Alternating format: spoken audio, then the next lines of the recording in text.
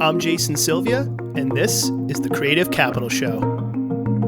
A show about creative people and how those creative people turn into entrepreneurs by taking their creativity and turning it into a business and facing all the trials and tribulations along the way.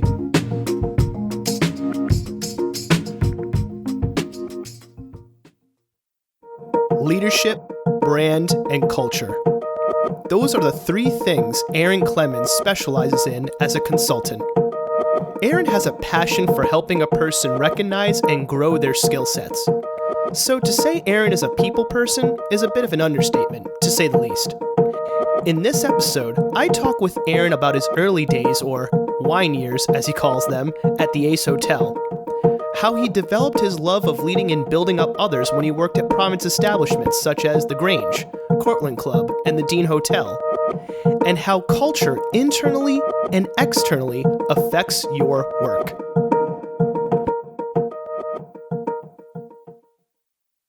You've been a man about town when it comes to the city of Providence. Seen you around a lot of places. Always kind of wondered, does he own restaurants? What does he do? And you were, I'm assuming born and raised in Queens, New York, and yet you're here in Providence, Rhode Island. How did that happen? How did you get from Queens, New York? What was that journey from Queens to New York to Providence, Rhode Island? Just to espouse on that a little bit. Yep, that is accurate. Queens representative, born and raised. Early college years, I did the usual migration from New York to Rhode Island by way of chasing a girl, which is a story that I'm hearing here a lot, actually.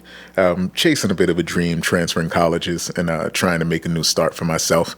But definitely followed this line here. Learning about Rhode Island at all was really because of a relationship I was chasing at the time. I'm just curious, were you one of those? Well, I guess you wouldn't be one of those people, but I think it's funny, just to reference the whole New York thing, that if you meet somebody who hasn't done that journey or hasn't done the whole move, you say Rhode Island and people are like, oh, Long Island. I'm like, no, that's not. Yeah. I would like to think Rhode Island's like this weird forgotten little bastard cousin, sixth borough. Yeah. So something that feels like that, but that's not the case. But anyway, New Yorkers definitely do that. It's so everything in New York is measured against New York. Which makes so sense. Your first question is, was that just another part of New York? Yeah. Right, exactly. So they think Long Island. Rhode Island's on the map. Sure, it's the smallest state, but it's not like it's brand new.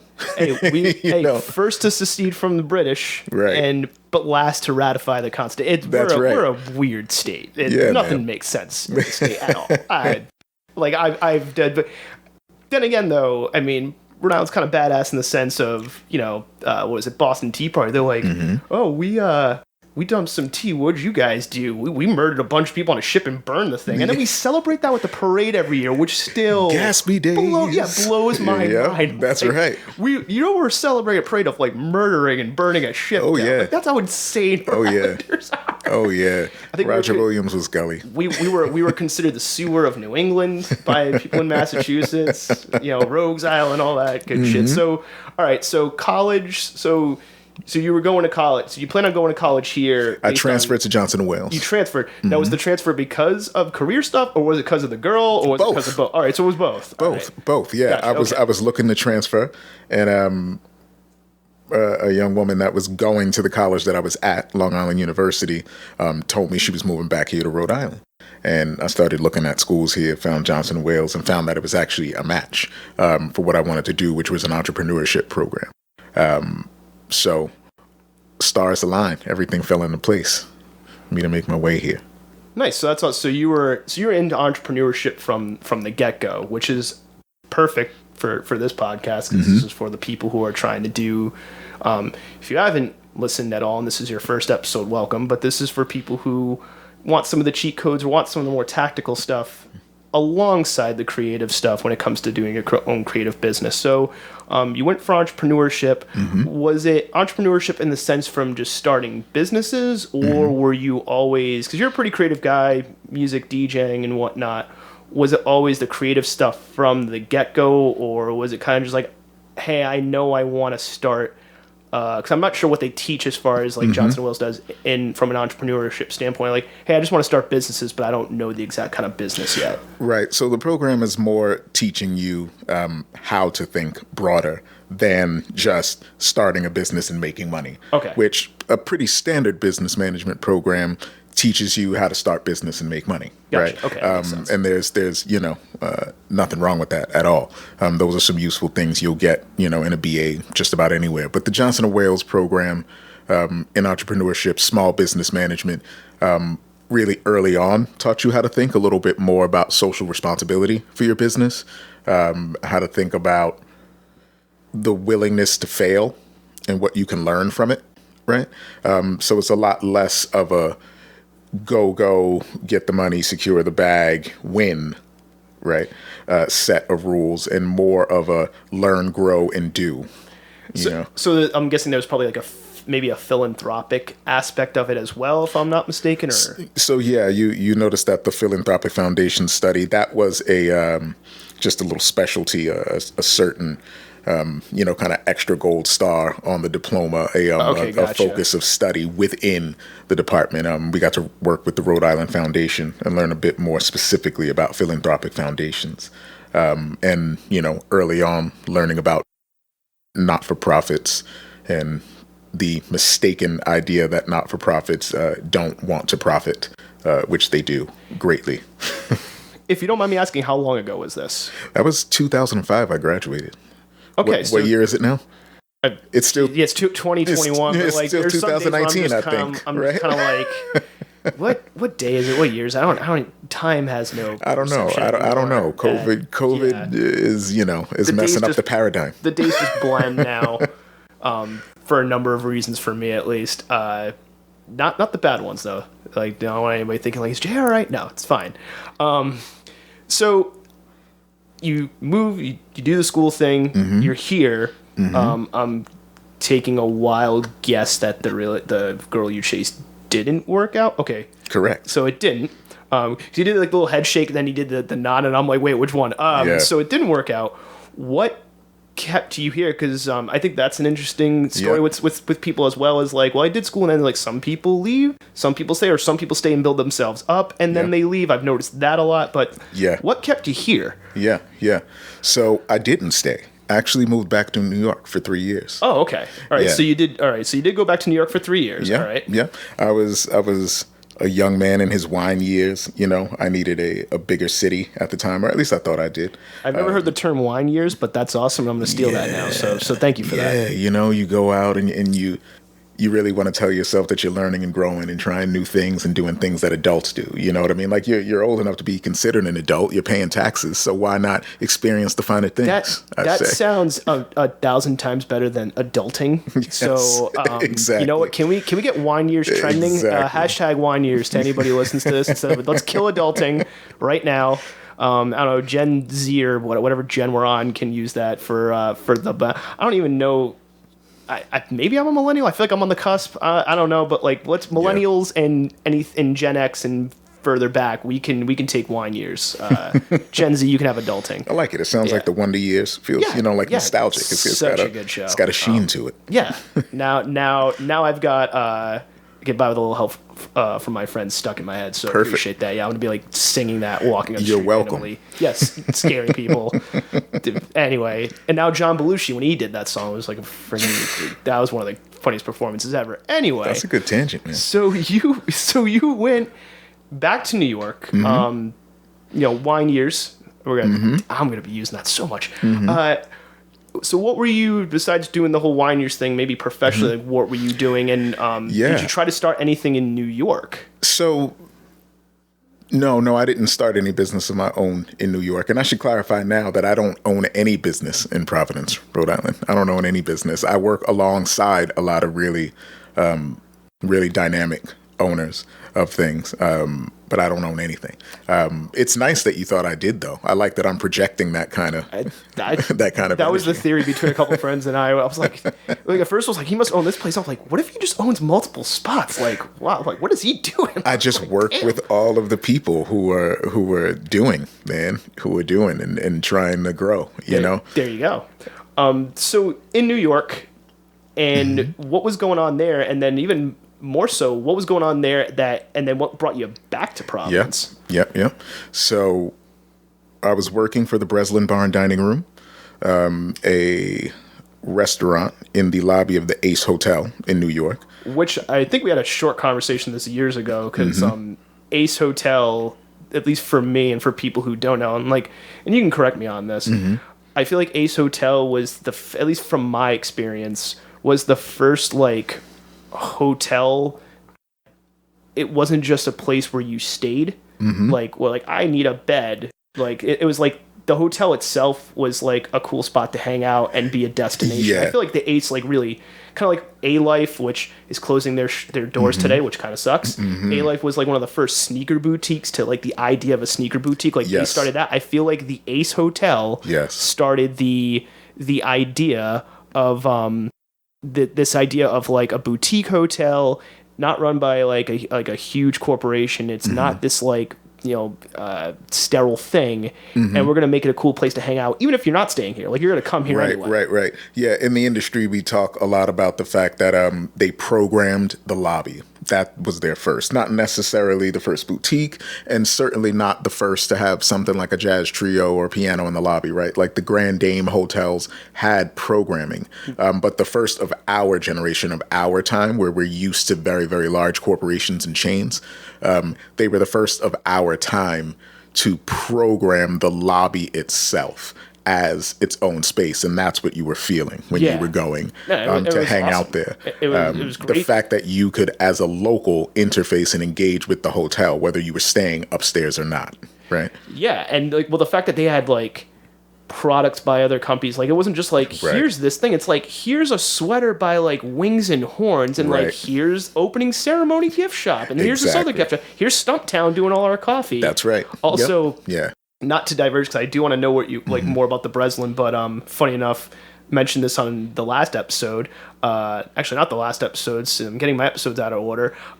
Episode 5 with Long, shameless self-promotion, talking about how when I saw Gansett at the bar there, I was like, hey, I'll have a Gansett, not knowing the price, and the guy's like $9. How is $9 Gansett a thing here in New York? That's a whole other... It's imported from some place called Rhode Island.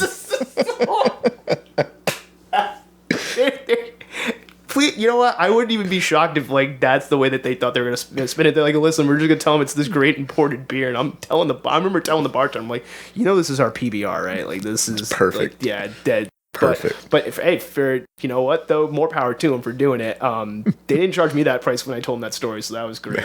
They're like, listen, we're gonna charge you $3, but they're gonna charge you $3, and we almost took out a mic. This is how good the stories are here. Taking out mics. I don't know. Hashtag taking out mics. But anyway, so you're at the Breslin, and it was a really awesome restaurant there. What were so you were general manager? Not general manager. Okay. No. One of a team of hardworking floor managers. Gotcha. There. Yeah. That was number one on the list of kind of most important working experiences that I've had. I kind of lump all of the work I did prior to that into one, working at the mall at an Auntie Anne's Pretzels, working at a movie theater for a summer, working at a toy store. I lump all of that high school, early college age work into one. That was, the beginnings of me just learning the basics, hustling, getting out there. How did you get that position at the Ace Hotel anyway? Because I don't know how they do their hiring, but at least to me, it didn't seem like, hey, we're going to put an ad in Craigslist. Right. So the restaurant was independent. Yeah, the restaurant was independent, not owned by the hotel, which is another thing that they did uniquely. Again, they're not the first hotel at all to lease out their restaurant space and not own and operate it. But what you were mentioning earlier about how they created all of these venues on the ground floor of the hotel that the public could interface with, right? And they were all leased, right? So the Ace doesn't own Stumptown, right? And the Ace didn't own that restaurant, and that was genius. But anyhow, working for that restaurant was mostly due to a connection that I had from Rhode Island, who also moved to New York. I forget if he moved back to New York, if he was from there, or if it was more like he had family there and, moved between New York and Rhode Island, because he seemed very, very at home in both. So who knows? Is that person still in Rhode Island now, or are they in... I don't know. Oh, okay. He's a man of the world. I truly don't know where Nick Iatoni is right this moment in time. So you were floor... shout outs to wherever that person is. Exactly. So you were floor managing at the Breslin, and which great restaurant, by the way. I suggest if anybody's in New York, go to the Ace Hotel and go to the Breslin because it's an awesome spot. But you were there, floor managing, and then what transitioned from that and floor managing, working your ass off, to, hey, I'm coming back to Rhode Island. Yep. So I just want to note that in addition to floor managing there, I was also running tech, lights, and sound for a cabaret performance in the lobby of one of the Grand Dame hotels I was talking about. So I was doing the hustle, and I'm gonna bring the love back in again. Just shy of moving back to New York. Take it back a step, just shy of when I was physically leaving, meaning, notice was into the landlord, everything was done, hey, I'm out of here. I had my chest puffed out, you know what I mean? I'm out of here, you know what I mean? Middle fingers to the sky, And I met somebody, and she was fucking awesome. Right? It all goes back to, like, I am doing this thing for me, but also for a woman. Right. And she was fucking awesome. And I told her from the beginning, chest puffed out, I was cool guy, so, like, I'm moving to New York and stuff. So, whatever. And we hung out. She knew I was moving. We hung out and we kept hanging out, and hanging out was going really well. And I said, well, shit, now it's more like I'm moving to New York though. Fuck. I do. Damn it. And the response was, let's keep hanging out until it becomes a problem, So I moved to New York. She was still here. She would come down and visit me a weekend. I'd come up and visit her a weekend, so on and so forth, right? Ping pong, back and forth, back and forth. We did that for the 3 years that I was there in New York. Then, lo and behold, one weekend, we have the single biggest fight we've probably had in the years we've been together, and realized neither of us were fighting anything that was actually wrong with the other person, but we both needed desperately to be closer to one another. And so we had to make a decision. Who's going where? You coming to New York? You coming to live in my 2-bedroom apartment where I have a roommate, in this place, and no real career prospects, other than continuing to work at this restaurant and probably hardly ever see you because I work in a restaurant in New York. And the hours are right. Or am I going to come back up to Rhode Island and, try to start something, try to start a life, try to use the connections that I built in this town early on, so what won. Gotcha. What won. Yeah. And I don't regret it one bit. I feel like we need to now take this, write a script around it, and then use this podcast as like the opening scene, and either make this a TV show miniseries, or like the tagline will be the first ever romantic comedy that doesn't completely suck. Yeah. Just saying, hey, Hollywood, anybody with a camera, any RISD student listening to this with some better camera equipment, let's make a romantic comedy that doesn't suck. So, all right, so that's what got you to come here. That's what got you to leave. That's what got you to come here. That's right. That's again the first ever romantic comedy that doesn't suck. I think we need to write it, man. I think we need to do it. Now we're married, have a kid, a house. See, that'll be the ending. Car. The part 2 will be then your kid goes on like a similar journey. Joint finances. I mean, like super, super deeply connected. Both emotionally and just in the eyes of the law and of finances and the tax collector. That's when you know it's legitimate. It's like when the tax collector looks at us as we're intertwined. Legit. We told the government that we were together. Listen, the government knows, honey. Like, all right, so that's it. We're good. Like, we're in this now. The government knows. Like, everyone knows. You go to New York, come back. Now, when you come back here, what were some of the first things you were doing here, like transitioning from that position at at the Breslin and doing tech and things. What was one of the first things that you did when you got here? Soul searching, because working at the Breslin answered the question for me, do I want to own a restaurant as my life's work? And the answer was no. After working at the Breslin, right? No, I do not want to own and operate a restaurant for my life's work, right? But I had to question, what do I enjoy about being in a restaurant? Though I do enjoy hospitality. I do enjoy interfacing with people. I enjoy processes and the behind the scenes work that goes into things that people don't know. And, that seems so easy, on the public facing side. So, or the guest facing side. So I continued to work at restaurants, continue to manage teams. I was leaning towards what I do enjoy is managing and leading a team, right? Gotcha. So okay. yeah, I can continue to do that in hospitality without the need to own my own restaurant to do so, right? So that's where you see I found my way to the Grange here in Providence. Shout out to John Dilly for giving me a chance. And what were you doing there? Front of house management. Front of house management. There. Okay. Yeah, for the opening team. And just so for people out there, because I have somewhat of an idea, but what is front of house management? Like, what does that position entail? So there, it was a trifecta. John Dilly managed the kitchen side of the operation, both with respect to, physically cooking, leading the team through menu development, budget for it and costing, right? All sorts of things that go into running the kitchen. Right. Joe Haggard at the time ran the bar program for the opening team. So same thing, right? Costing, budget, which liquor are we bringing in? How are we serving it? How are we shaking it? What glasses does it go in? What's glass, replacement costs, all sorts of stuff that no one cares about when they set foot into a bar or restaurant, right? Front of house management is the service team, right?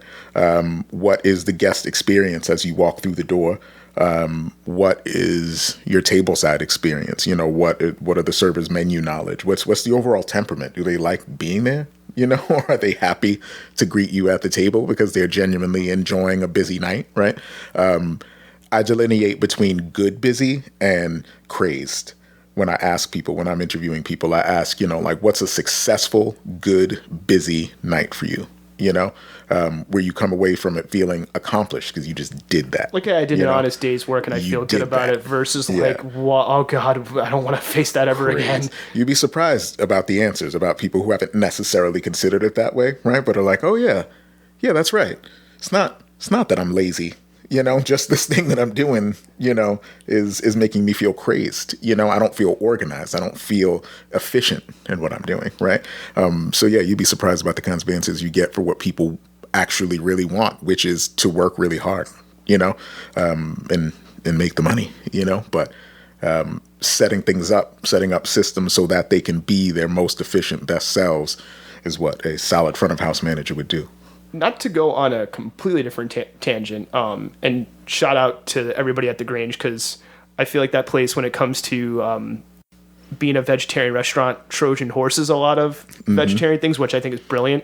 That's a good term for it. Yeah. They Trojan horse it with the poutine fries. They Trojan horsed it with the drinks, because the drink's really good. And then they Trojan horsed it with I'm trying to remember the sandwich they had there, to the point where my dad being an elderly male, got into an argument with the waiter and the kitchen staff because he's like, no, this is fried chicken or shrimp. There's no way that the mushroom po' boy. Yeah. He was like, this is not mushrooms. Yeah. And it was like, I think like the cook had to come out, and it was just kind of a funny situation because the cook was like, I take that as a compliment, but I'm like, Dad, you need to stop arguing with everyone. Yes. Like, it's much. He's like, no, it's not. I'm like, yeah, it is. Do they own Garden Grill, by the way? Do they own another? Okay, so, but it's cool because it's like the Grange is a completely different vibe and feel, even though like the food at both places is of great quality. I've been to both, but Grange, it just has its own look, feel, vibe to it.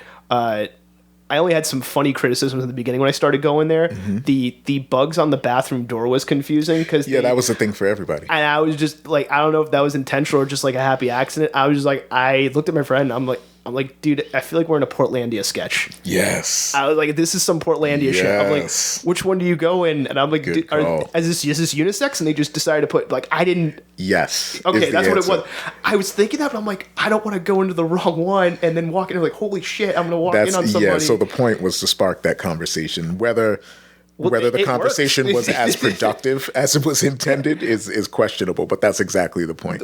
It worked. Which then. one do I go in? Yeah. Who am I? Who are we? Spot on. So, bathrooms causing existential crisis. I love it. That sounds like a Portlandia. If this show ever comes back, there's an Perfect. episode idea. That and I think it was the swing when I was like waiting for it to be like, hey, you can sit on our swing. Oh and yeah, I'm the like, swing was perfect. I'm just People like, love that swing. I was like, sure, but also what? Yeah, indoor swing. Yeah, it's like, all right. Okay, wow. All right, between that and the existential crisis of the bathroom. Yeah, you're in for a hell of a meal. Yeah, then you don't even think about it being vegetarian. Like between that, the drinks and everything, you're just like, this is great, but also, what the hell just happened? To say Aarin was hustling during his early days, or as he puts it, his wine years, would be putting it mildly. But it was while he was hustling that he would gain valuable tools he would need later on in life. Every job, even the ones you hate, have value because they can teach you skills, or how to deal with and manage people, or something as simple as what to do versus not to do, or maybe even more importantly, what you thought you wanted versus what you needed.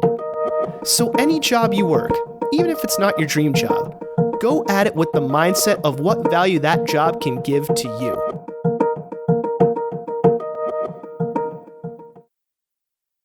So going from that, so you were at the Grange, you were doing front of house managing, and me thinking you were the owner, and so that's how good you were managing everything. It's like, oh, this guy must own the place. So you're doing that, and then you went on to, I want to make sure I got this right, brand and culture director. Was that at the Dean Hotel first? That's correct. Okay, so I got some questions about that because I think like. There are these terms, right? Mm-hmm. Brand ambassador, culture director, curator. I'm trying to think of the other one that has to do with like clothing design that I've heard a couple times, but then they give it to like a celebrity. And it's like, are they really like the head of design at that thing? Right. So Creative director. Creative, that's what it was. Yeah. Thank you. Creative director. They all seem similar and different. You get to the dean and talking about all these like different type, like creative director, this kind of director, culture director. For you, as far as brand and culture director at the Dean, what did that position actually entail? Like, what was the day-to-day work? Or was it just something completely different every day and you're putting out fires, or was it a mix of both? Yes, all of the things. But awesome. Okay. It was a direct hit for where I was at in life and what I needed to learn and what I was passionate about doing. Definitely a convergence to those three things. So generally speaking, a brand and culture director would be concerned with the outward facing brand of the company, right? As well as the internal culture and making sure that those two things are aligned, right? So and are always what's going on behind the scenes and what's going on in the day-to-day work, does that reflect what the brand wants to reflect? And if there's a difference, hey, how do we fix it? How do we rectify it? Correct. I got that right? Okay. Correct. So depending on how large the organization is,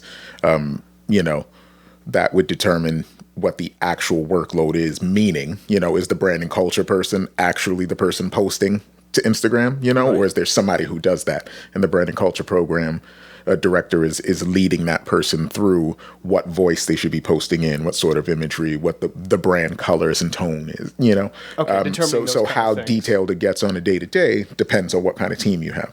Gotcha. If you have a team at all, Or you could be doing it all yourself. Right. Or it could be, any version of that, of who does the what. But I'm concerned with that. And I found that was a really good match, making sure that those things were aligned, because I was exploring a lot of concerns about, like corporate responsibility, social responsibility. Who are we? Right. So, and like I said, leadership earlier on, right?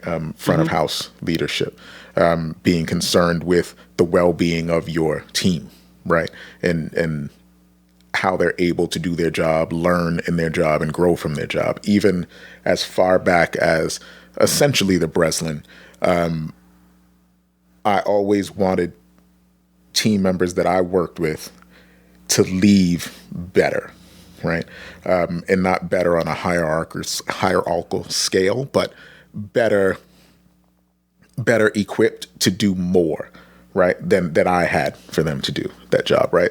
So I wanted a busser, right, to move on, to grow, to become a server, to become a front of house manager themselves, right? If that's what they wanted, right? I wanted a bartender to outgrow us and open up their own bar, right?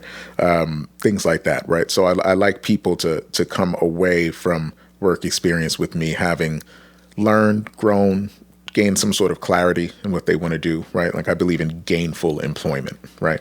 This shouldn't just be something that keeps the lights on, right? Like you should gain something professional from this experience, something besides you can use, besides just take with you, right? I thoroughly believe in that, and bootstrappers would tell you that that's, on you to, learn the lessons and, come in early and stay late and learn all these things. That's not the case. I don't believe it. I think that's just a way not all the time, but sometimes when people say that, it's like, you just want some free extra, don't you? Right. A business, a system, like a business has to put resource and energy towards, right, what it means to take care of your employees, right, and for them to receive gainful employment there, right. It means meeting them where they're at as human beings, right, and working with them. Especially if you want them to give a damn. Precisely. Like if you don't care that they don't care, then all right. But if you want them to care, if you want them to give a damn, you have to give a damn. You got to invest in them. If you want them to invest in you and your business and whatnot. Precisely. So understanding that Ash NYC, the parent company for the Dean Hotel. That was about to be my next question. I didn't know if they were independently owned or owned by a larger. So still very independent. Ash NYC is a design firm out of New York. With ties to Rhode Island, which is why their very first hotel that they ever opened, the Dean, was in Rhode Island. Gotcha. Okay. There's a bit of heart in that. I think there's the one they own in like Pittsburgh as well or something like that. You're thinking of Detroit, the Siren. Oh, okay, there we go. And then there's Hotel Peter and Paul in New Orleans in the Marigny. Gotcha. Mm-hmm. But we were the first one. They wanted to do the first Correct. one. Correct. Yeah. The first Gotcha. hotel in the group. So a lot of heart there, a lot of really working hard to try to get things right, to try to do right by Providence, by, all of the creative sector people that Providence likes to laud and talk about. We really wanted to do right by how we interacted with them, and that really suited what I was trying to do professionally. How did you get into that position? Was it something like, because I just wonder if... I stole it. I can't tell if you're kidding or not, but like that sounds intriguing now. I'm not. I got my foot in the door, working at the front desk. Oh, okay. Yeah, and I just kind of took command and took charge of what I thought could go better. Started offering up my opinion, my advice, and I was seen as someone who might be able to make that work, and that shout out to my mentor there, the director of hotel operations, Anthony Pellegrino. He saw something in me, and I think he saw someone that he could work with, that he could impart, important lessons to, and then eventually trust to be there in his stead, right? He was there every day, and he needed, to find somebody that he could trust to be there every day so that he could instead get bigger in his thinking. So what I'm hearing is that it was because you were genuine and you gave a damn, and then somebody noticed you gave a damn and that you were genuine. It's like, well, let's give this guy the position because he's already doing the job because he gives a damn, and there's this like authenticity to that. Yeah, and there was a pivot. There was a pivot from the early on role of marketing and PR person, and they decided to roll those things into this brand and culture role instead, and do things a little bit differently. So that's where that search for, who else do we involve in this, in a way that will help propel us forward in the way that we want, which is with integrity, and genuine connection to the people of Providence. and I want to touch upon that in a moment, but just to be clear, so did that position not exist Correct. before, and then it got created Correct. because of the stuff you were doing? So because of the stuff that they wanted to see happen. Okay, I can't gotcha. take credit for inventing the position, for sure, or even necessarily for suggesting that it occur. That came from Ash and from Anthony Pellegrino, for sure. But you being there was a catalyst for that. Sure, obviously. somewhat. Yeah. Okay. Yeah. Mm-hmm. And I think it's great that you mentioned that. A couple of reasons. One, as soon as the Dean opened, and I went there just to experience the restaurant, and shout outs to Bolt Coffee and like all the different events and stuff you had there. This makes not a lot of sense coming full circle, at least from my experiences in Providence, because I was like, first thing I said to my friend, I was like, oh, this is, and I'm not trying to cheapen either brand by saying this. I think to me it's a complementary comparison. Oh, this is Ace Hotel Providence. Yeah. This is our own version of the Ace. This is like the Ace is now here, which is amazing to me. And I was like, so I think it's really interesting that you were at the Ace, then you came here, then you get in the Dean, and I remember seeing you at the front desk. I was like, oh, he probably owns the place. So again, you have that presence of like whatever you do, I just assumed you owned it. So it makes sense you became that brand and culture director, and then you're in there, you become brand and culture director, and I think an interesting juxtaposition. And I'm not trying to hate on any particular thing that goes in Providence, but I think there's a huge difference between what the Dean did, right? And I'm just going to call it out.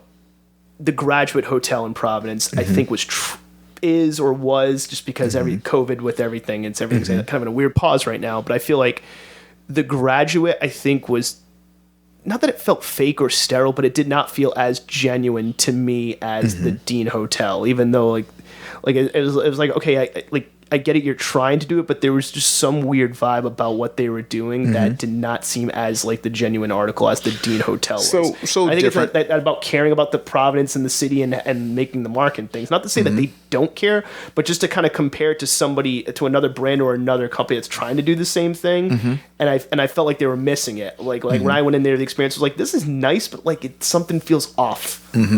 It's hard to do that with something that big, you know. You heard me use the term Grand Dame earlier. That hotel, think of the footprint that it has. Oh yeah. The height, the scale, the opulence, you know, and think of everything gilded and shining, you know, when it's in its early years. That hotel is hard, you know, to make feel homey and you know, connected to something. It's its own world. You know what I mean? Like you know, when people say like, oh, that place could have its own zip code. You know what I mean? Like it's its own world. There's so much in there to fill in. I imagine it was very, very hard to make it feel like you're saying that authentic warmth. You know, when you have such a large animal, you know, to work with, and the connection to the city. Like I feel like there was something just not 100% there. Not to knock anybody's work in there or the hotel itself. Just something seemed like there was a disconnect, and I couldn't put my finger on it. And then when you were talking about the stick with the D, I'm like, maybe that's it. It's just this, like, do you have people that are really in and about the city? Because like I think, or wherever you like happen to be for any business, like are the people in the business, do they know that, depending on the business, do they know the area, do they know the industry, do they have the connection? Likely not, because that's not the model they follow, right? They want people to have a certain level of guaranteed experience, which is what I imagine they do quite well, right?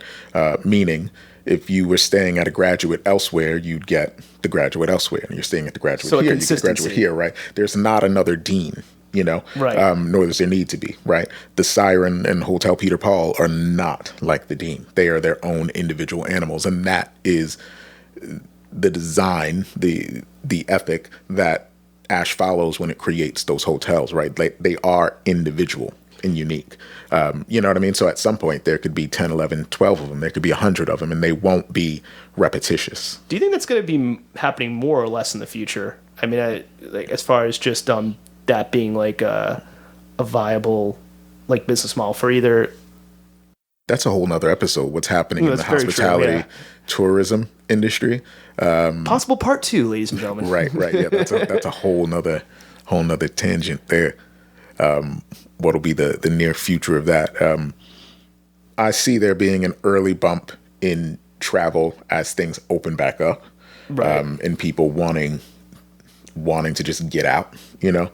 I see there being an early bump, then a leveling off.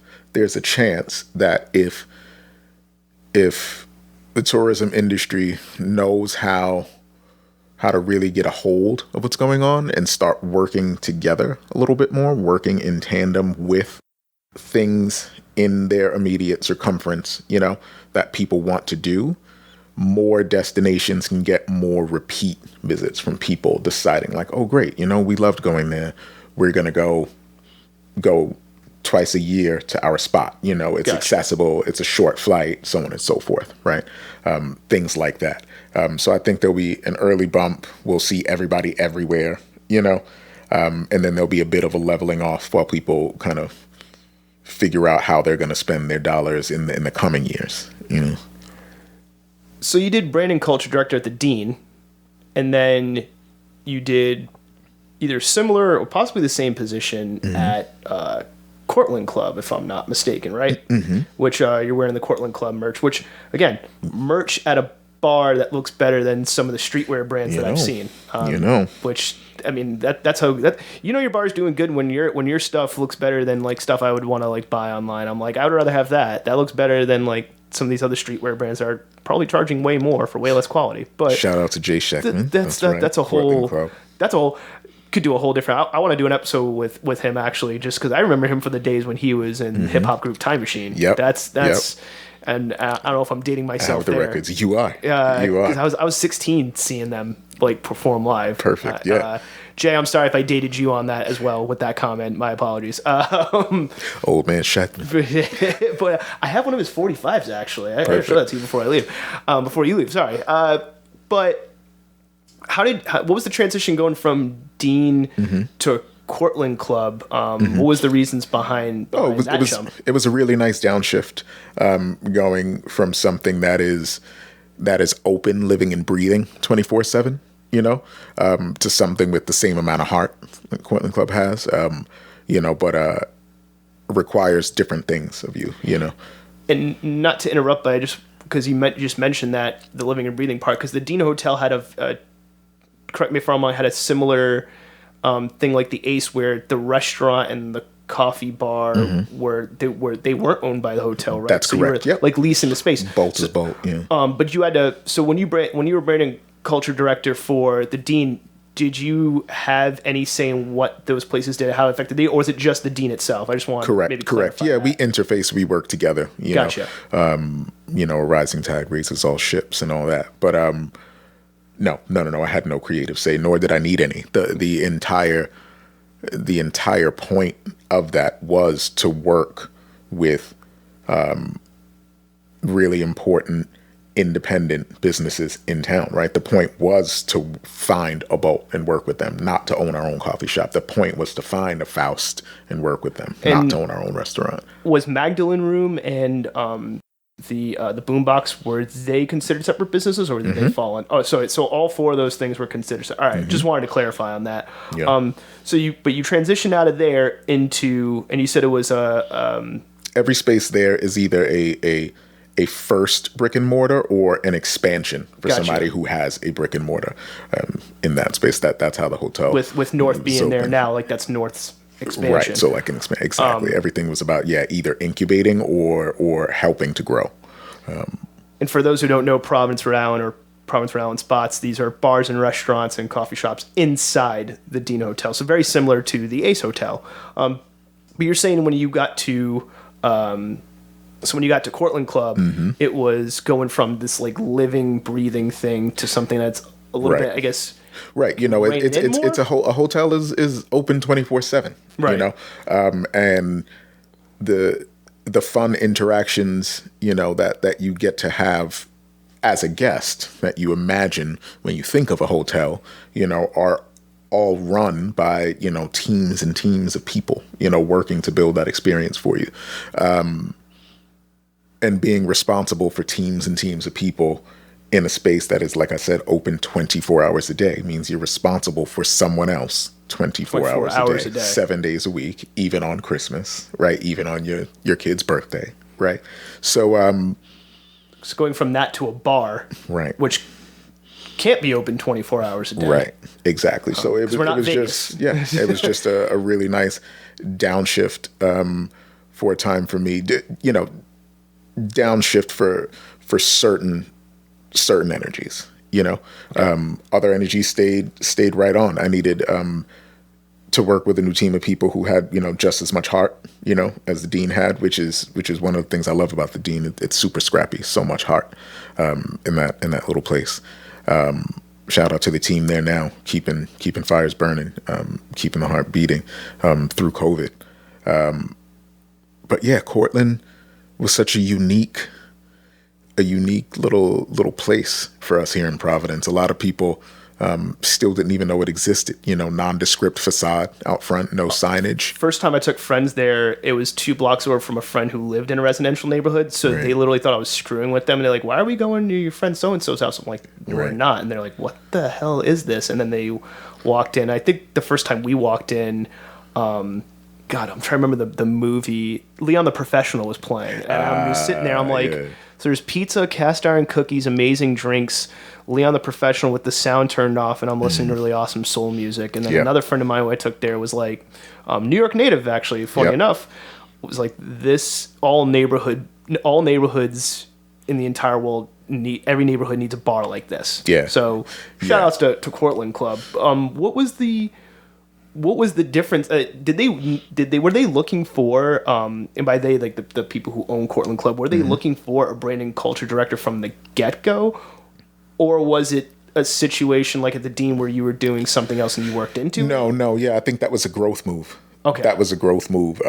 Wanting to fine-tune the experience, wanting to make sure that the heart that I mentioned, that was keeping that place running was something that extended to everybody. So that wasn't from the start. That was correct. Eventually they were like, hey, we need X, Y, and Z.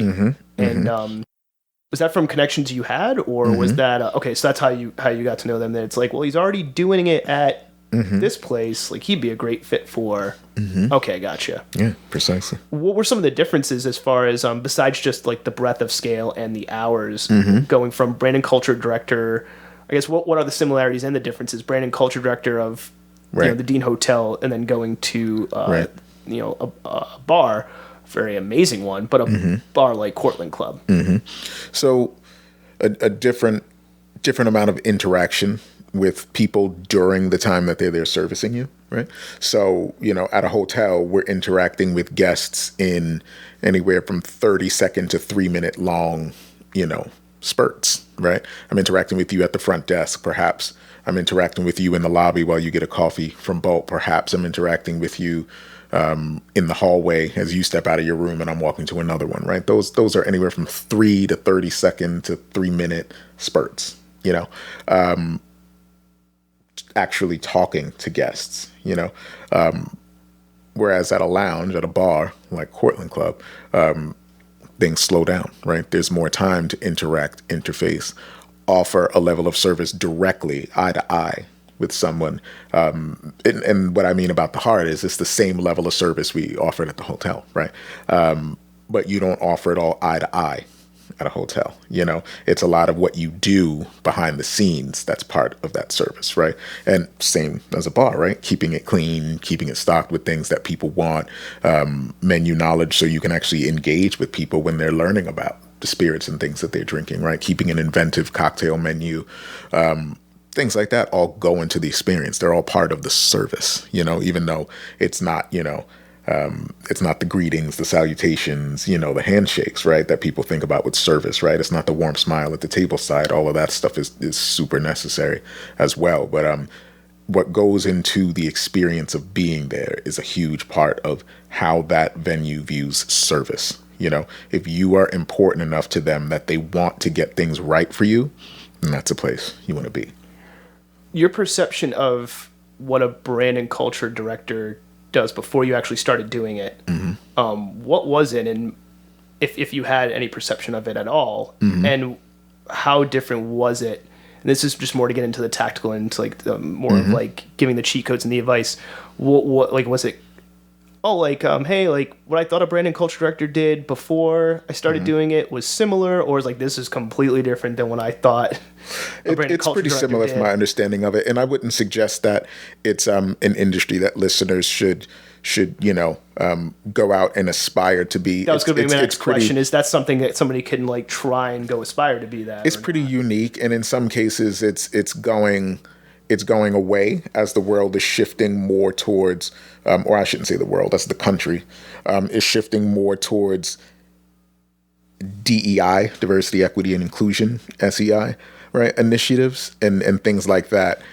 They're putting the same kind of budget line items that went into brand and culture directors into DEI stuff now, right? And they're somewhat missing the point because those two things should be working in tandem, right? Again, like your internal culture has to be one of respect and integrity if you want your employees to exude and treat your guests, your customers with respect. Yeah, that statement is kind of making me scratch my head because like, well, then wouldn't that be more reason to have a brand and culture person to, wouldn't that be like more of an incentive to like make sure that those other things are like doing well? Like maybe they're not directly in charge of it, but to help business is often reactionary.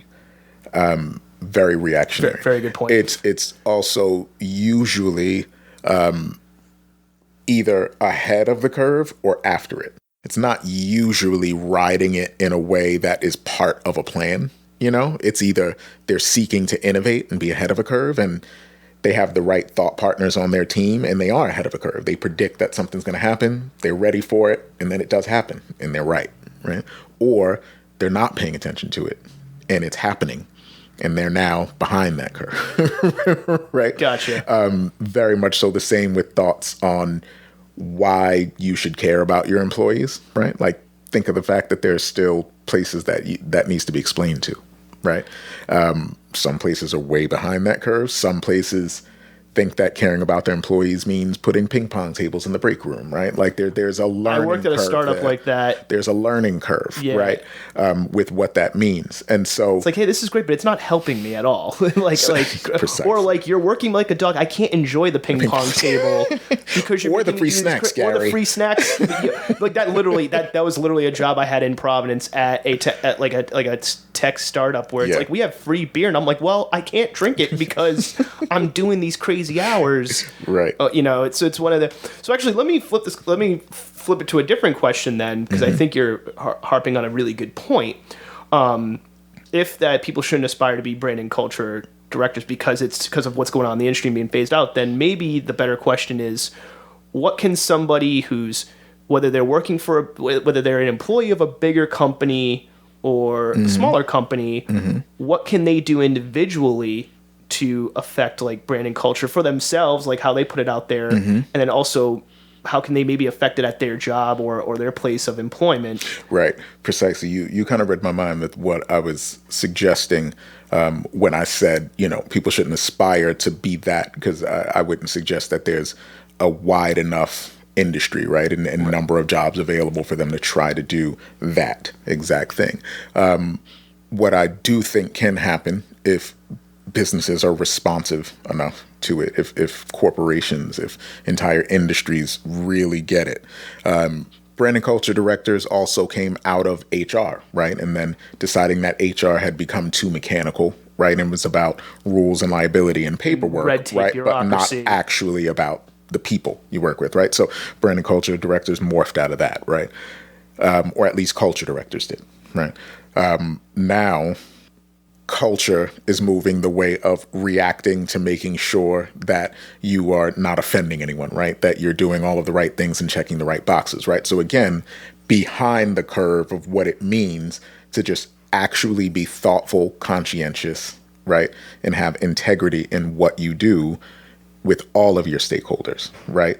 So you don't just please your customers so they keep buying things, right? The customer is not always right, particularly if they're racist, or particularly if they're yelling at your employees, right? Or particularly if they're demeaning someone that works hard, and right? if your business is allowing that to happen, then Precisely. you're like allowing that culture of that customer to be precisely. Depending on the situation, where like if you allow customers to like yell at your retail employees, and people see that, then they're gonna think, oh, I can do that. Then another customer's gonna think, oh, I can do that too, because it's the culture you help create by not doing anything, which is equally like on the other side of it too, like by not doing stuff. Right. So industry right now is being very reactionary. And with that, I'd say the individual who is a director of anything, meaning a leader of people, right?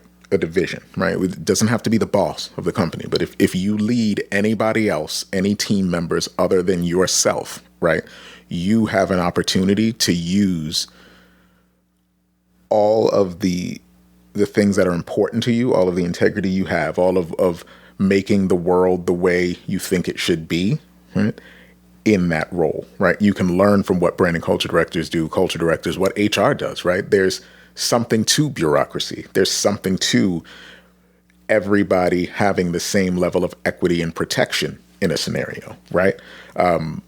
We tend to throw things out, particularly when we talk about corporate, because we've seen behemoths, abuse their power and just seen them become, seemingly world-eating monsters, right? Beyond reproach. So we throw out some of the good stuff that works, right? Which is especially if you're trying to be at like such a large scale, right? Like sometimes you have to do. I'm not saying all the time, but like sometimes you have to do that just to the sheer size of the amount of people you have to take care of, not from a customer standpoint, from the internal companies that just keep the lights on. Right. Simple things like actually having an employee handbook that can explain to people what's expected of them up front.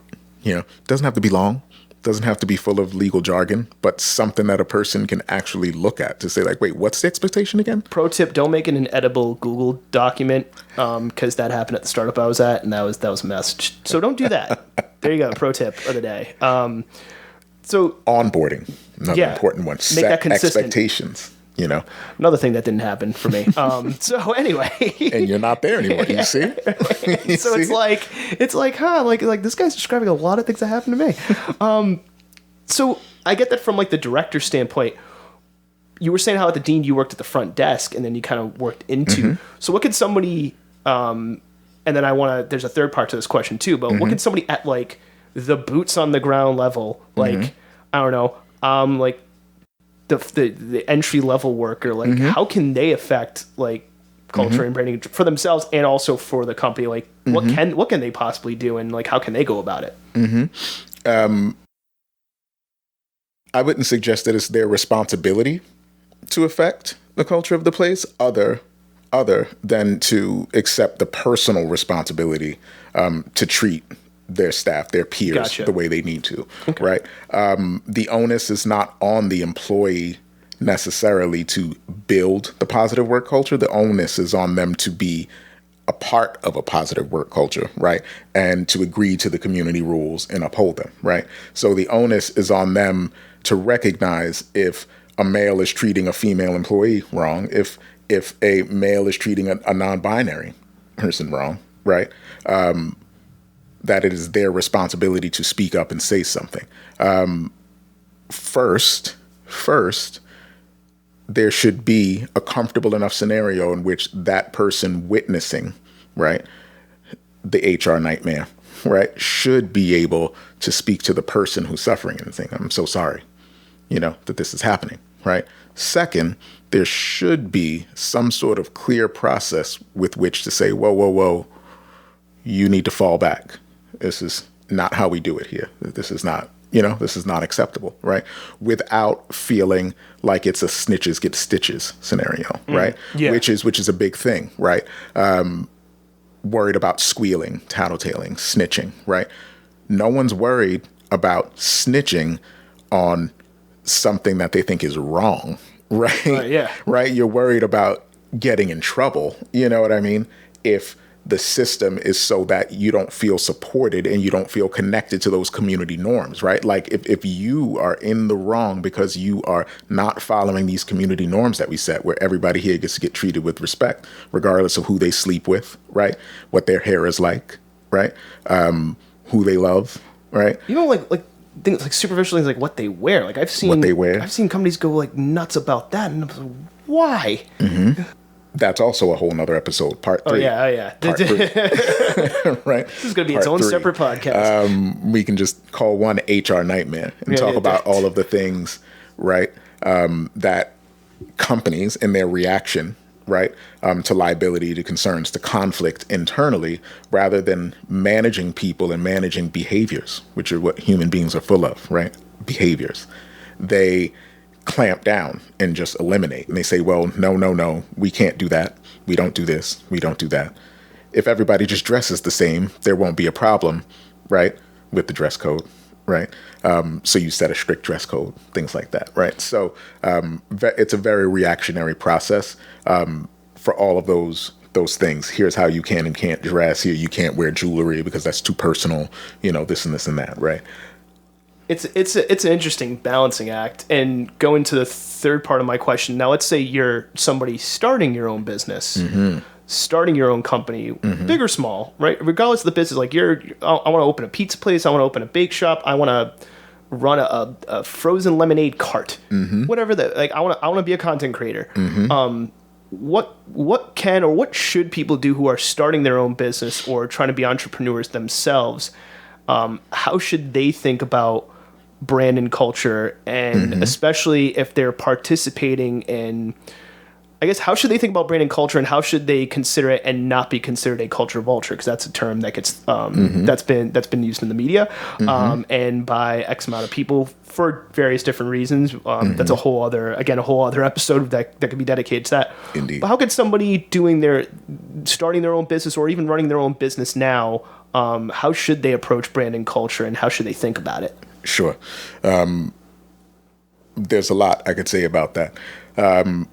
Broadly, they should first, before they hire a person or work with another person, the second they decide that they're going to run a business of their own, they should look at their own biases and affinities, right? They should investigate themselves, investigate how they've lived their life, who they've lived it around, and that's what I mean by affinities, right? Who are they currently surrounded with, right? And I don't mean your neighbors that you live next to, right? Like, who are the people in your life? Do you have a homogenous group of people, right? With respect to, gender, creed, race, right? Do you live a lifestyle, right, that's very, very specific in terms of how you view culture and things around you, right? Once you've investigated your own biases and your own affinities, you can hopefully start to recognize that other people have their own set of cultures, right? And ethics connected to those cultures, right? And you can make space for them once you realize that you have them too, right? Which is a thing that a lot of people don't do. So anyone else that is different than that person by any metric becomes othered naturally, right? This is not like me.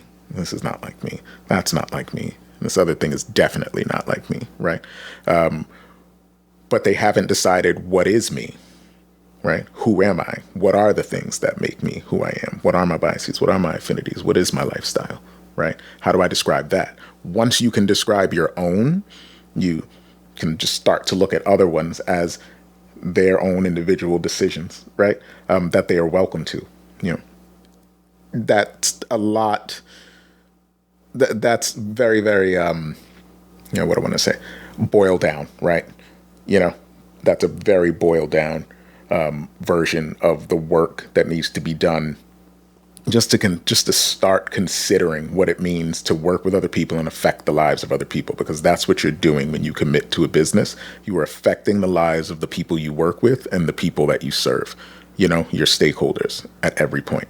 An important an important note I'd like to make about business owners with what they can do with respect to their responsibility within brand and culture is making decisions about who they work with as far as vendors, right? Do the vendors that you work with reflect your values, right?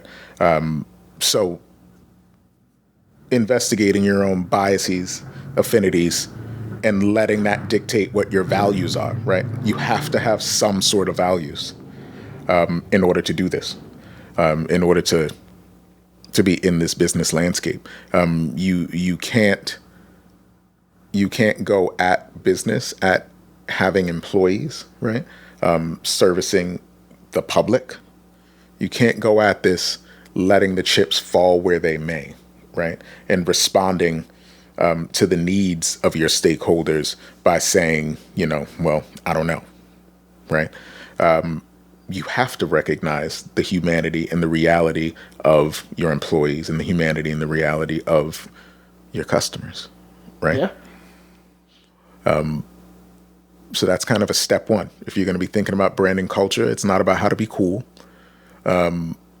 It's not about how to be on trend, which is where that culture vulture thing comes from, right? This idea that being on trend is a smart business tactic, right?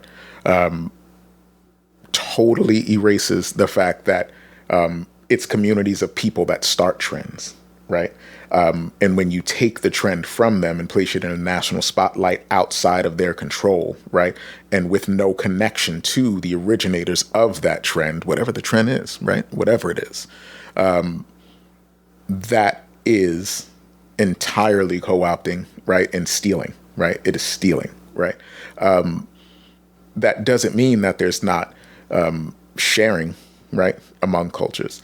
But if it's been shared with you versus taking it, right? Yeah, like and if they don't know, that just raises even weirder questions. It's like, well, how do you not know? Right. So absolutely thinking of those things. When it comes to culture, Aarin hit the nail on the head. Culture is not about being trendy. It's not about working with influencers, and it's not about having good-looking social media posts. Externally, culture is about how the public experiences what you put out into the world. And internally, the experiences that other people have when working with you or for you. When it comes to culture, don't be reactionary.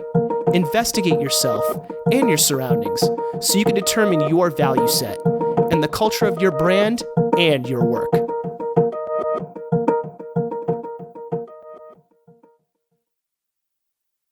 Going off this wealth of knowledge you have about brand, culture, working with other people, because I think we talked a little bit about this before we started the show. Mm-hmm.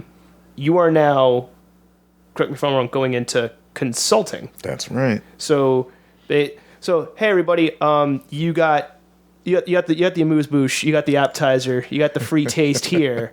You want any more than this episode, you're gonna have to pay. And you will definitely, at least in my humble opinion, just based on this conversation, will get more than your money's worth. But what was the decision that led into going from working with these these owners, these individuals, these mm-hmm. brands, these businesses that you cared about, you had a stake in, you gave a damn, so mm-hmm. to speak, right? What led to the transition of that? Like, hey, you know what? I'm going to start consulting mm-hmm. and doing this, and just, I guess, kind of doing it at scale, I guess, right. would maybe be the term I'm looking for right. here. So you've heard me mentioning people, behaviors, humanity, people, right?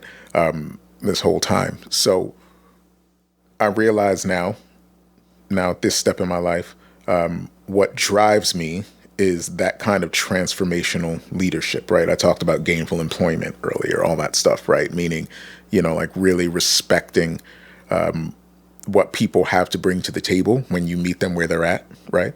And the potential that everyone brings to the table to grow, right?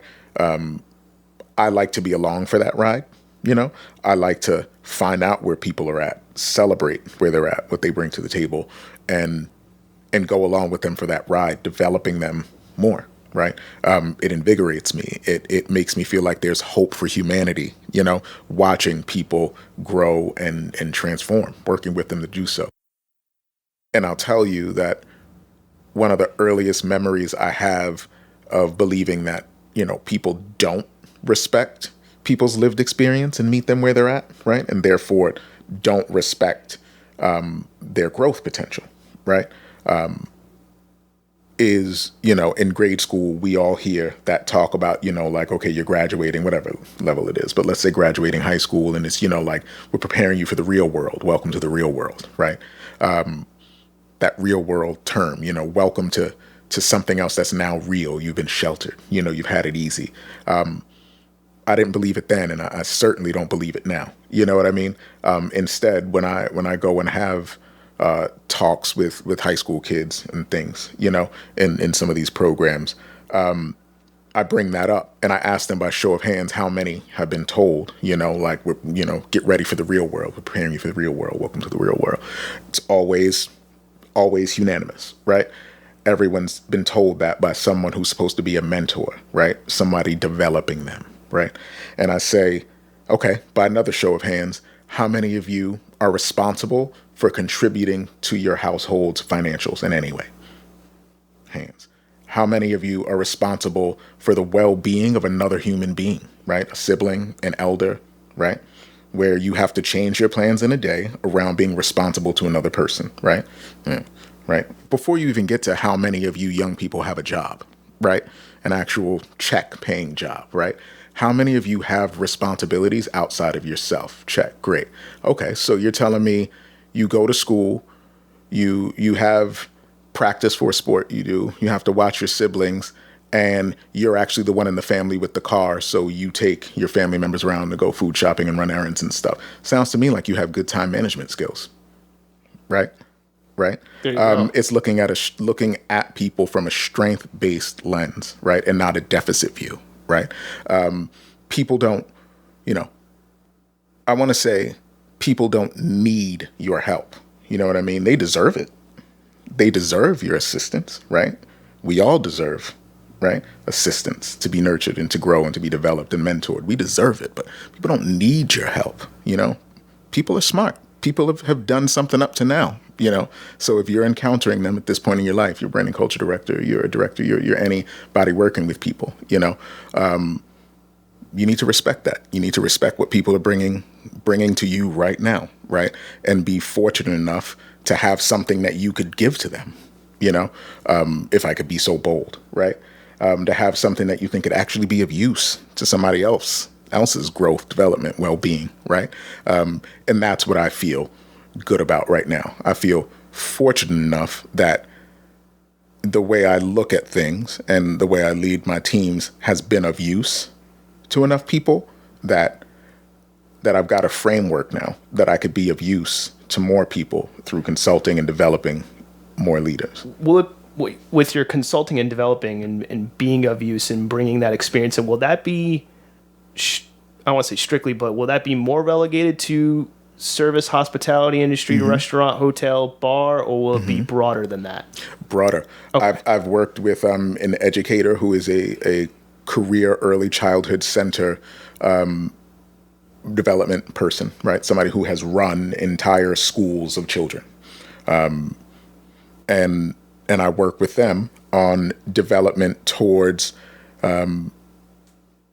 transformational thinking about how they were going to step into another role that for them was somewhat lateral. They were going to be a director of another school, but there were so many parts of this new role that caused this person to have to think differently and realize that they couldn't continue to do things the way they did, right? That our consultation of about 10 hours, prep them both for the interview process for that role, really unlock some things, but really to set in place that, again, like, you've got this, where you're at right now is trying to figure out how to put the pieces that you have together, right, to move in the direction you want to go. But you've got this, right? You've been doing this for years. There's no reason why you can't do this. None. What I'm hearing from this person is that they want to do it right, that some part of them has grown and decided that they want to do things different, that I'm so invigorated by that process. So I have a question, and I think this is actually a perfect segue of that example you just gave.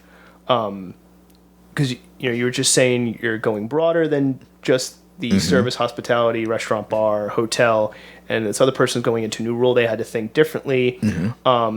What can someone do if they're in one industry and they're looking to change industries, or if they have a set of skills from a particular job or industry that they've been used to? What can someone do as far as from a mindset standpoint to take inventory of all the skills that they have and how to use them outside of what they've known? Like, what are some of the tactics there that they can do to recognize that? Yep. So you answered your own question a little bit there with step one is taking inventory of their skills, right? And as I mentioned earlier, with, speaking to the high school age kids in particular, because it's such an age where they have skills that they're often not honored for, right? So taking true inventory of what you do, right? What you do well, what you recognize is hard for you to do, but you still accomplish it, right? What comes easy, what you hate doing, what you abhor, right? What you wish you never had to do ever again, right? Whether you do have to do it every day or not, right? Really taking inventory of all of those things is a step one, right? Then doing some research or talking to a mentor, somebody like me, talking to someone in the industry that you're hoping to transition to who is trusted, right? And understanding where the skills that you have are transferable. Often it's industry jargon that gets in the way, right? Of understanding. Or somebody wanting, hey, we need X amount of experience. Which Right. I find in the previous life, not to interrupt your train of thought, but in the technical field, it's like, we need you to, one of the funnier ones, because I think you'll get a laugh out of this, is there was a technical job posting and somebody put it on Twitter of how ridiculous it was. It was like, yeah, you need 10 years plus experience with Docker containers. And then somebody posted it and said that this is BS. And the company's like, why is it BS? And then the guy who invented Docker containers was like, hi, I invented this thing. It hasn't existed for 10 years. So your entire question is insane. So anyway, sorry to interrupt, but there you go. The experience thing and the jargon. There we go. I feel like So, it's like a gatekeeping thing, which is weird to me. It's very much so a gatekeeping thing, and there is a lot of there are a lot of walls built around credentials, and that's what you're saying, right?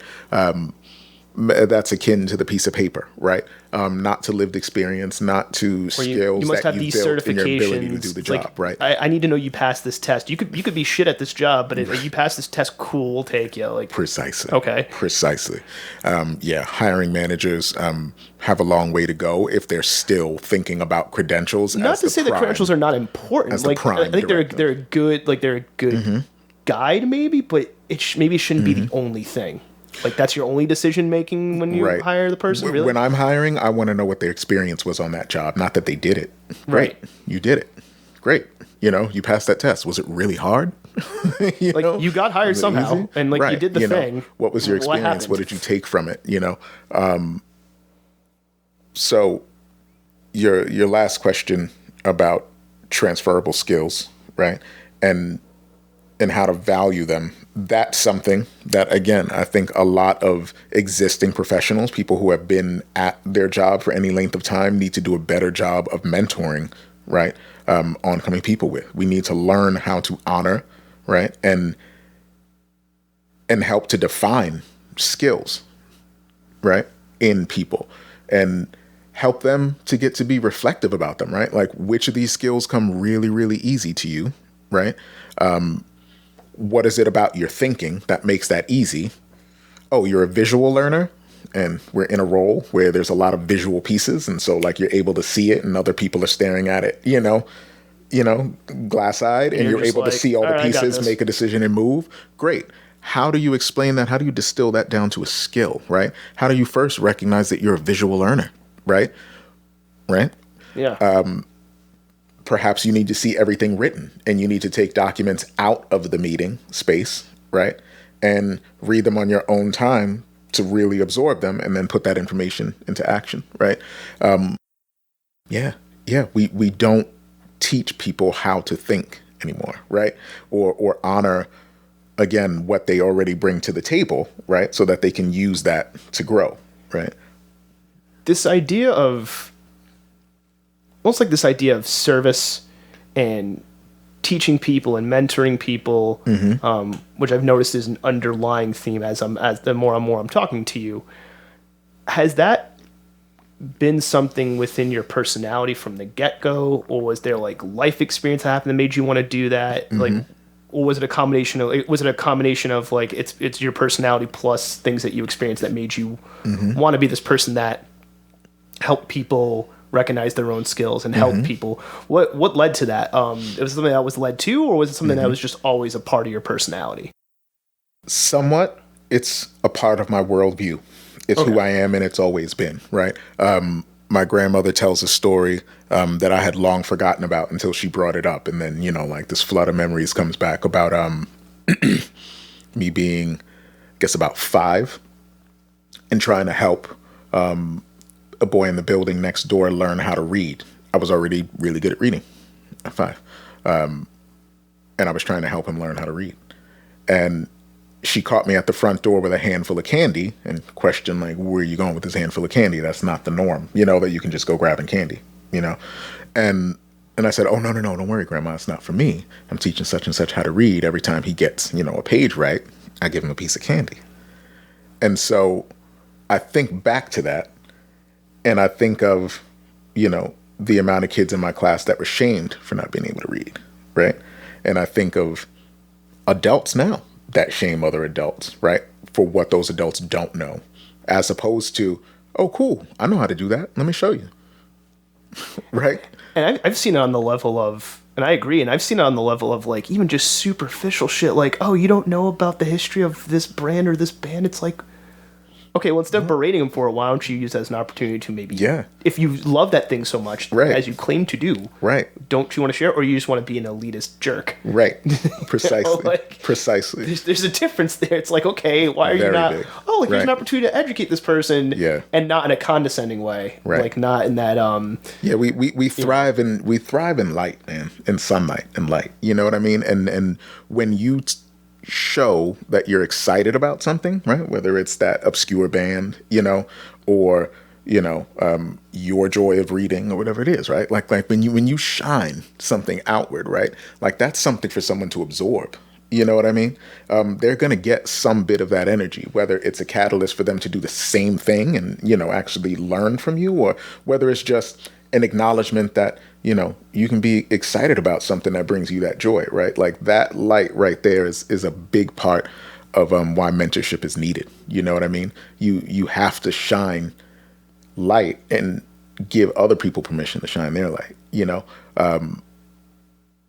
We're missing it. We're missing the boat. One of my favorite episodes of another podcast in particular, being a music head, of Questlove Supreme, he talks to M. Tume. He talks to M. Tume, right? Notable musician, with a catalog that I welcome you all to go Google, right? And why he's interesting and important to the musical canon, right? But in that episode, they talk about mentorship, right? And they talk a lot about older heads, right? Looking down on younger heads and just constantly talking about what they don't know and what they don't do like the older heads, right? And how much they need to learn, but not being willing to teach, right? And to grow and to meet these younger heads where they're at, and that struck a chord with me. And I'm like, exactly. What if me being able to read, what if I looked at that little boy and said, dummy, right? What good would that have done anybody in the world, right? It wouldn't have done me any good either, right? I probably made a friend, out of that guy. So, there's a lot to my worldview that goes into this. Then there is my own family upbringing, the way my family members treated me. My uncle, I recall him telling me one day, sorry, Mom, but it's the truth. He told me, I know what the family rules are. You're a kid. You're not allowed to curse and such. When you're with me alone, you can be your whole self. And if what you want to say is, when I ask you how was school today, if what you want to say is, fucking sucked. You can say that. You're allowed to do that. With me, right? You can be your whole self with me, right? That was the first time anybody said that to me. This idea of a whole self, right? The idea that, we shut off parts of ourselves, right? And we code switch for whoever we're around, right?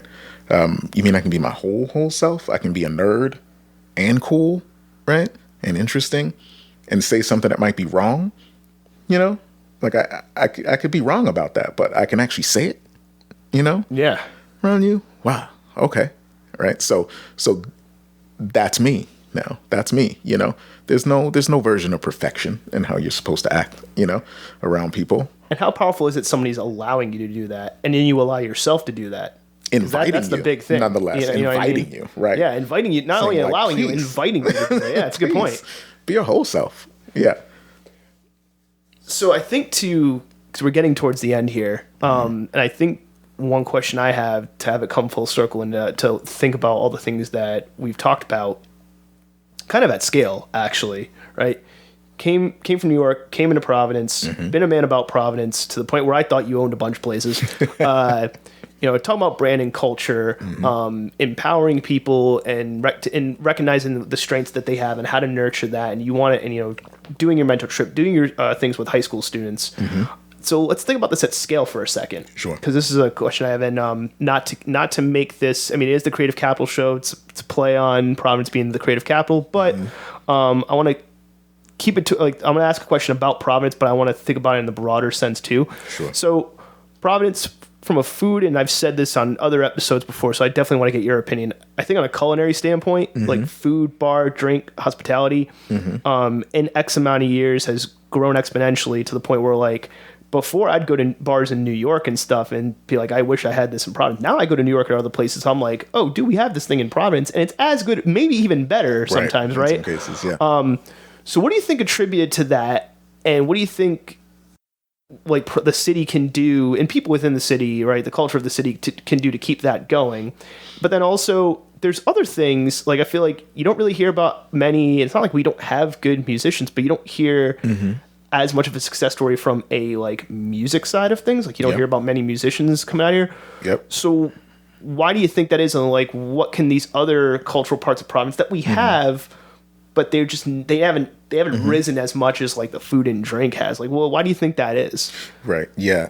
I've got some theories to comment about the food and beverage scene. Yeah. I agree with you. I think we punch above our weight. I think that a lot of people do a lot of stuff around here with integrity. That doesn't mean everything lasts. Right. I can think of a lot of places that I like and that I thought filled a certain need and could make it, right?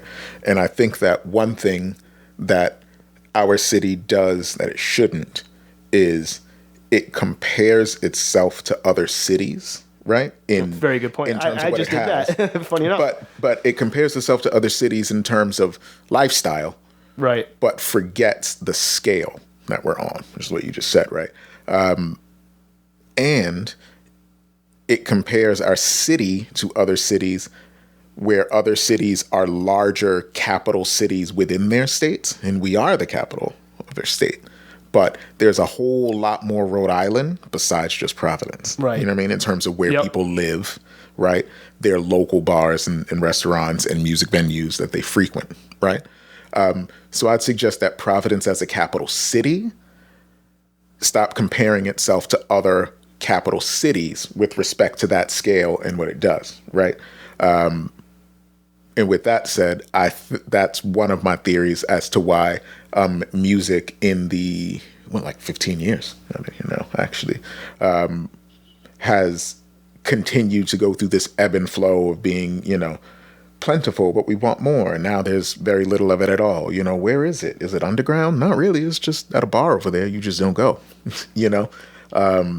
And I think music as a nighttime economy thing, something that needs to be bolstered and something that requires guests. It requires customers, right? To keep it going. I just don't think Providence has enough people yet.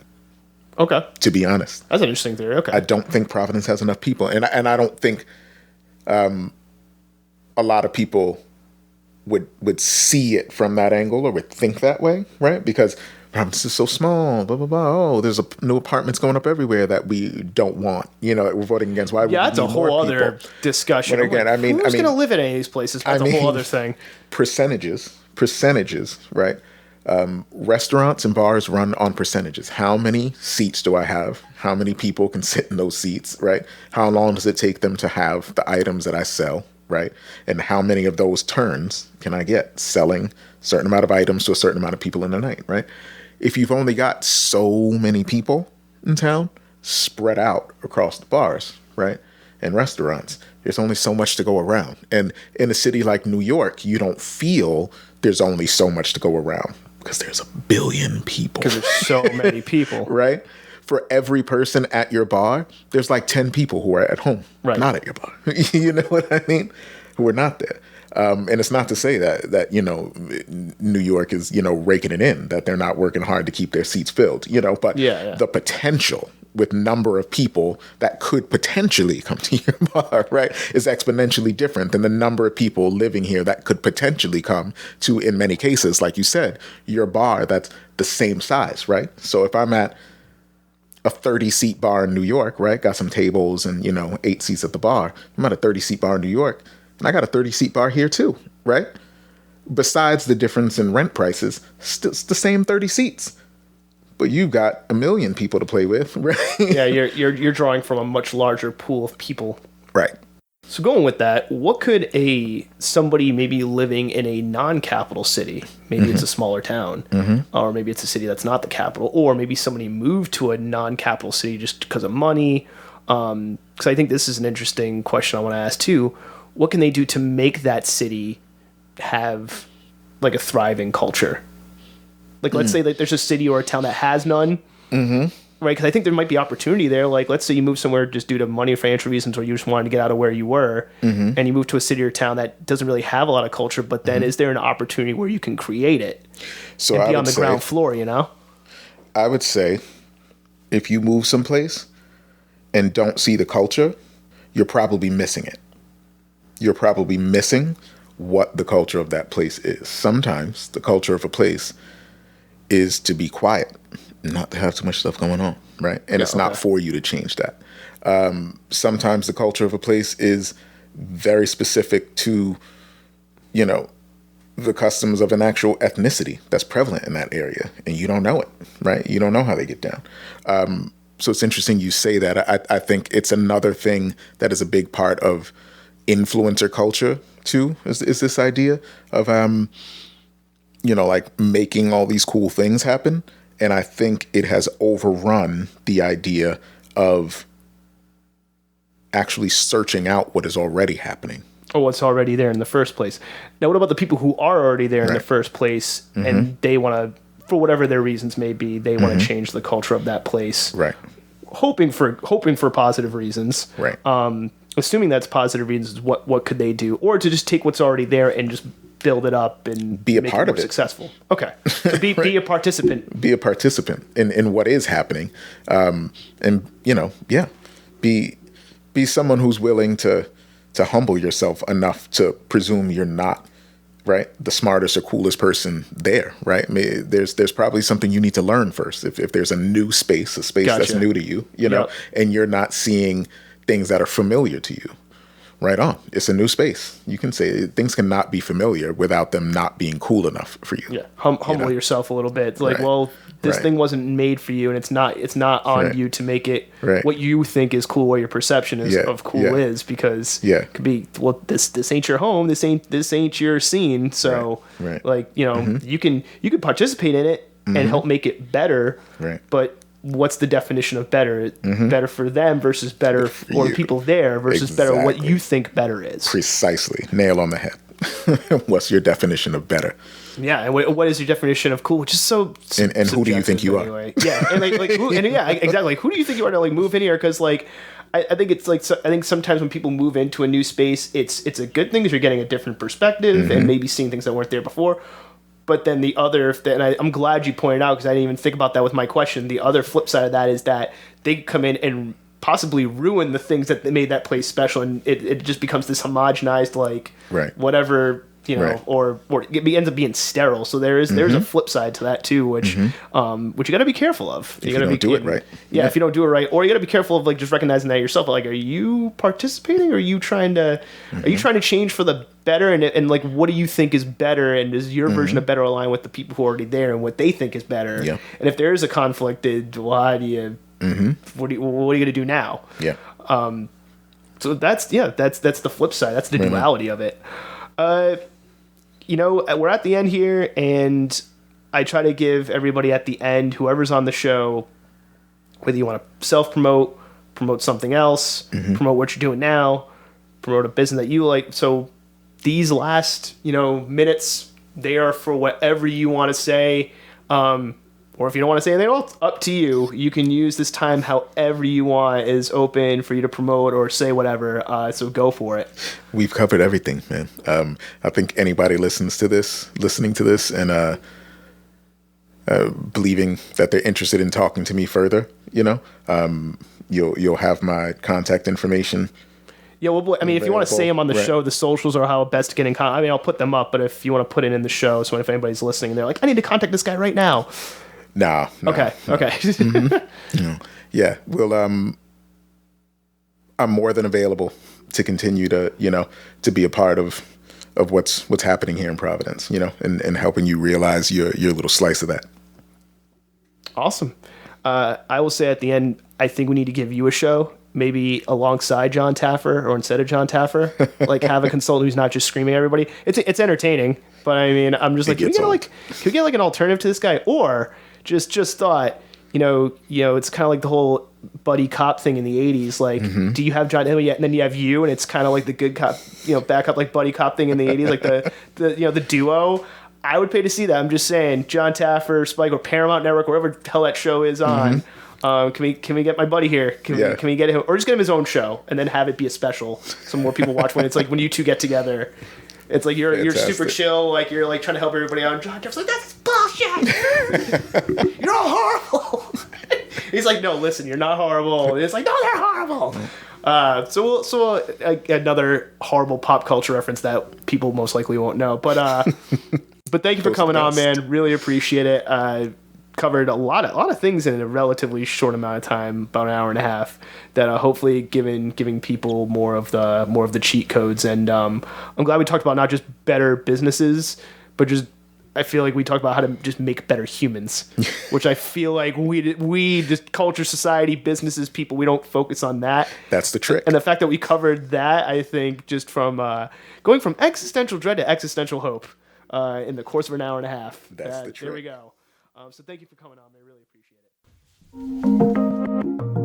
it. And that's it for this episode of the Creative Capital Show. Thank you for listening, and a special thanks goes to my guest, Aarin Clemons.